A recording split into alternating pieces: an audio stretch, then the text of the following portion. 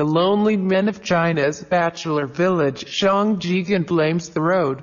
It's isolated and the transportation is very difficult, he says.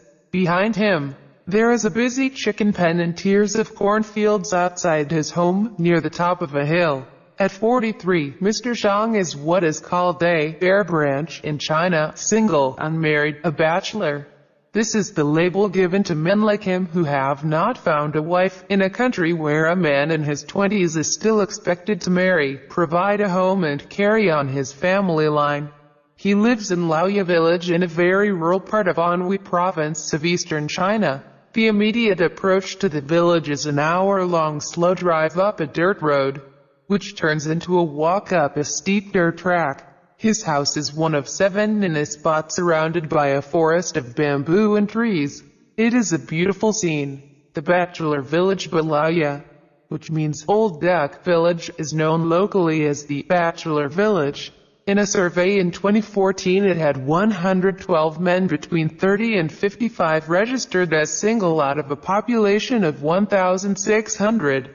That is unusually high. Mr. Xiong said he knew of more than 100 local men who were still unmarried. I cannot find a wife, they migrate somewhere else to work. Then how can I find someone to marry? Then he mentioned the road again. Transportation is so difficult here, we cannot go across the river when it rains. Women don't want to settle down. His part of the village is remote, but the odds are already against Xiong Jigen. China has far more men than women. There are now around 115 boys born for every 100 girls. In a culture that historically favors boys over girls, the Communist Party government's one-child policy led to forced abortions and a glut of newborn boys from the 1980s onwards. The result is a 21st century male marriage squeeze. Nor too fat, nor too slim, parents can still play a significant role in trying to fix up their children. Matchmakers are common in the villages.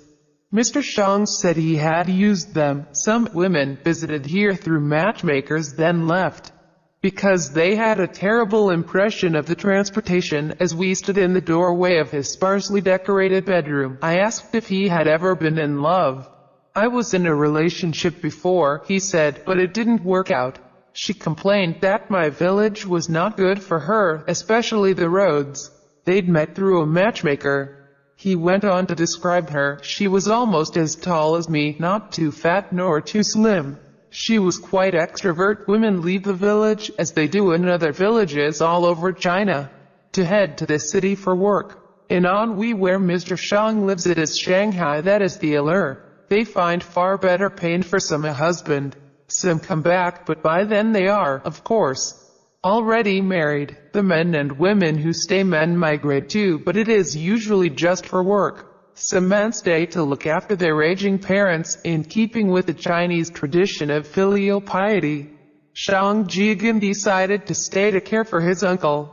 He was the old man with frayed trousers whom I saw standing outside the house, running his hand through a bowl of bright orange half-dried corn kernels. He will not find food if I leave, Mr. Xiong said. He cannot go to the nursing home. That sense of duty the younger generation has to the elders who brought them up remains a crucial part of family life in China. President Xi Jinping has spoken about how he believes nothing should get in the way of building a strong, traditional family unit. In Shanghai, new rules came in earlier this year which threaten adult children with punishment if they do not visit their parents. Some women stay too. Mr. Zong's neighbor Wang Kaifeng is still there.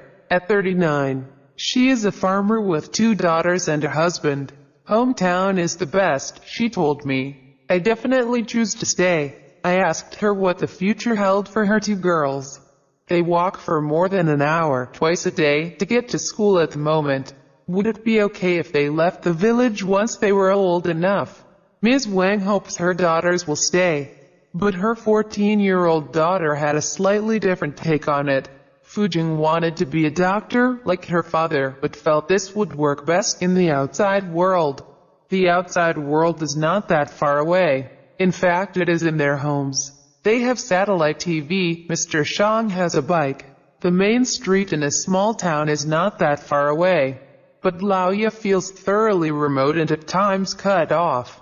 Even when women have come to see his new house built just 3 years ago, it is not enough to persuade them to consider staying to become Mr. Zhang's wife. This is not the only bachelor village.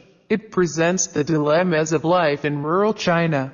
The relentless escape from poverty and being bound to the land, the gender imbalance, the duty to aging relatives, and bad roads.